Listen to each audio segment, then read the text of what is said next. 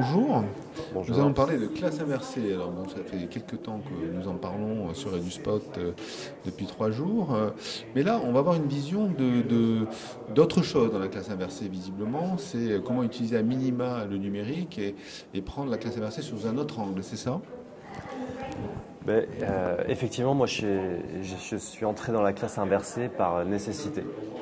C'est-à-dire que le point de départ de tout ce qu'on fait en classe, en fait, ça a été l'évaluation, en se rendant compte qu'il y avait une corrélation assez forte en fait, entre les élèves qui savaient intuitivement se corriger et ceux qui avaient des bons résultats.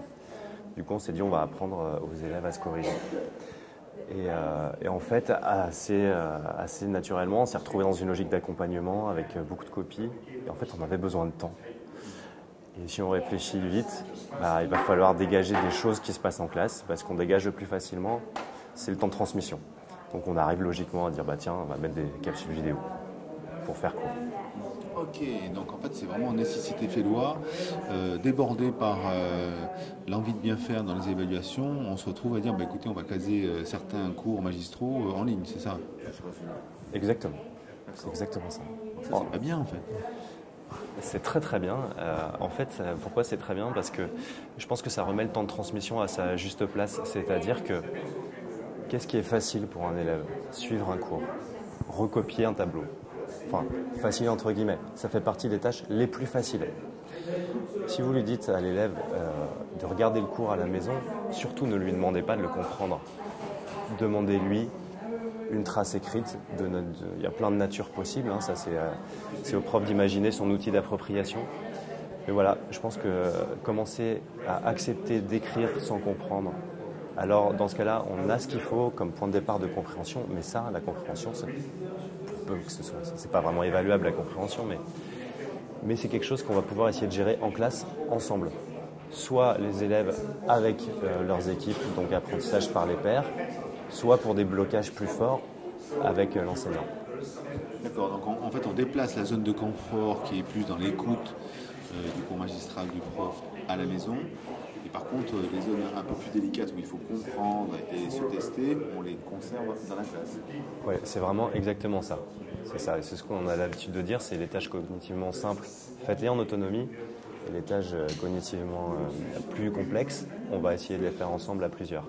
Alors, vous disiez à la maison, je pense qu'il vaut mieux se dire en autonomie pour les tâches simples. Voilà, parce qu'en fait, il y a aussi des travers chez les élèves, c'est que c'est pas qu'il y a plein d'élèves qui ne travaillent pas à la maison. Donc à ces élèves-là, qui sont de toute façon ceux qui réussissent le moins bien, même dans un système classique, à ces élèves-là, on va quand même pouvoir proposer de faire les tâches simples en classe, mais en autonomie, pendant qu'on gère des tâches plus complexes avec les autres. Okay. Donc là, on a une première vision de la différenciation lors des temps de classe. D'accord, donc le temps de classe aussi est différencié avec des sous-groupes qui vont faire différentes choses dans différents moments. D'accord. Oui, voilà. Donc c'est une classe inversée en classe. Ça peut l'être. Je crois qu'en classe inversée, je crois qu'il faut pas penser le temps de l'apprentissage comme étant séparé entre la maison et la classe. Je crois que c'est vraiment une histoire de continuum. Pour des élèves pour qui c'est pas facile de travailler, ils ont besoin d'être accompagnés dès le début. À savoir, sortir un papier, sortir un crayon et regarder une vidéo, il y en a pour qui certains, c'est difficile. Et en fait, on touche vraiment à l'estime de soi. Les élèves qui ont du mal à travailler, c'est que souvent, ils sont déjà en échec, principalement. Donc c'est peut-être un petit peu raccourci. Mais malgré tout, il y a un petit peu de ça. Et donc, ils ont besoin d'être accompagnés, ne serait-ce que pour s'y mettre. D'accord, donc en fait c'est un peu de la réassurance. Donc du coup, la posture de l'enseignant et son rôle est un peu plus différent, ou alors il met peut-être plus de temps à ce type d'exercice de réassurer celui qui est en échec. Alors, ce que je disais tout à l'heure, c'est qu'il faut du temps. Mais surtout, je crois qu'il ne faut pas se mentir. On n'enseigne pas un programme, on enseigne à nos élèves. Et dans nos classes, tous, il n'y a pas un enseignant qui a une classe homogène. Ça n'existe plus. Donc moi, il me semble honnête par rapport aux élèves de les accompagner là, à partir de là où ils en sont. Alors, donc la logique, c'est accompagner et différencier. Alors, ça demande pas mal d'organisation. on va souvent se heurter à des problèmes, ça va être compliqué. Mais ce temps où on essaye de voir un peu ce qu'on essaye de faire, de construction, où on galère, où il y a du bruit, bah pour moi, il faut accepter de passer par là. Okay. Donc en fait, dans ce cas-là, le numérique vous permet de travailler de manière asynchrone et au rythme de chaque élève qui a besoin de travailler pendant son moment. Si je comprends bien. Oui, ouais, c'est exactement ça. Donc pour ceux qui arrivent à regarder des vidéos chez eux, bah voilà par exemple un outil utile. Donc là, on pense à tout ce qui est outils de partage, les environnements numériques, les Google Drive, les YouTube pour regarder les vidéos, les outils de QCM par exemple. Et puis après, en classe, enfin pas qu'en classe d'ailleurs, on peut rajouter tout ce qui est outils collaboratifs, genre Google Doc, quand ils peuvent faire des choses ensemble, parce qu'en fait, cet accompagnement, il est gérable que si les élèves travaillent ensemble. En fait, la majeure partie de l'accompagnement, c'est par les pairs. Parce que sinon, on a trop d'élèves dans une classe. Donc nous, on ne vient pas accompagner chaque élève, en fait, on vient accompagner des équipes d'élèves. Donc ça, tout ça, ça se fait, alors pour revenir un petit peu à la maison ou hors temps de classe, on va dire, parce que ça peut être à la maison, dans le bus ou ailleurs. On sait que en général, l'élève qui est le plus en échec, c'est celui qui est le moins autonome. Donc c'est l'équipe ou le groupe qui va suppléer ça dans votre technique de classe inversée. Et est-ce que donc les équipes travaillent en dehors de la classe aussi, ou c'est que pendant le moment de classe? Alors là, j'ai deux expériences assez différentes. Avant d'être dans le 20e arrondissement, j'étais dans le 8e arrondissement. Et donc c'est là que j'ai commencé à développer tout ça. Et c'est vrai qu'il arrivait à un moment de l'année, à peu près au milieu de l'année, où j'avais fini le temps de formation. C'est-à-dire que j'arrivais en classe, les équipes étaient au travail et on les voyait travailler dans les couloirs. Et voilà. C'est-à-dire qu'ils étaient vraiment... ils s'étaient approprié l'ensemble de leur apprentissage. Et vraiment, moi, j'avais vraiment plus qu'à passer dans les équipes pour se dire, pour voir un peu... Là, on était vraiment en train de faire des sciences, c'est-à-dire on réajustait quelques points, je donnais des idées d'organisation, des nouvelles sources à aller trouver ailleurs, etc.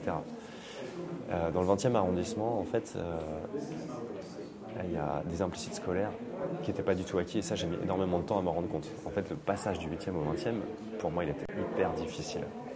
Et du coup, vous parliez d'autonomie tout à l'heure, et en fait, c'est exactement ça, c'est de se dire, ça marche pour les élèves autonomes, oui, mais en fait, c'est pas le bon point de vue. La question, c'est pas de savoir si les élèves sont autonomes ou pas. C'est comme si on disait, bah, lui, il est intelligent, lui, il l'est pas. Non, l'intelligence, l'autonomie, ça, c'est des choses qui s'apprennent. Le problème, c'est comment est-ce qu'on enseigne ça concrètement? Bah, la réponse, c'est qu'il faut trouver des éléments d'évaluation de l'autonomie, des éléments concrets. Alors, dans le 8e arrondissement, la limite, elle était principalement dans l'organisation. Donc on développe un outil d'organisation qu'on appelle plan de travail et on va regarder des choses, des petits aspects concrets. Si tu as mis ça et ça et ça dans ton plan de travail, je te le valide parce qu'en fait je sais que ça te permettra de gérer ton autonomie et de progresser. Et ben dans le 20e, la limite c'est pas l'organisation. C'en est une, mais la limite c'est pas ça. La limite c'est le fait d'écrire, d'accepter de proposer, de solliciter qu'on a un blocage, voire même d'identifier qu'on a un blocage.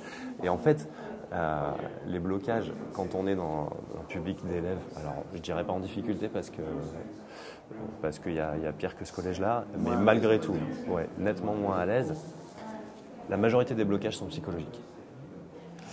Voilà. Bon. Et donc en fait, tous ces points qui pourraient en fait définir un modèle de ce qu'est l'autonomie, un modèle concret, savoir se corriger, savoir s'organiser, savoir proposer, savoir tenir son cahier, bah, c'est des éléments d'évaluation concrets. Et donc là, on peut apprendre à évaluer concrètement l'autonomie. Et en fait, ça, pourquoi est-ce qu'on parle de tout ça alors qu'on fait un truc sur la classe inversée là? Ben, en fait, ça ne s'évalue pas dans un contrôle. Ça s'évalue en continu. Donc vous êtes obligé d'être en accompagnement et en différenciation.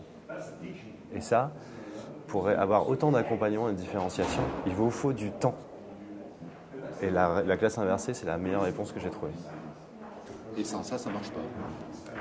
Bah, moi, j'ai jamais essayé dans un système classique parce que, en fait, tout ça, ça s'est développé ensemble au fur et à mesure. Mais je vois pas comment je pourrais faire ça dans un système classique. parce qu'il y a trop de temps de transmission. Ok.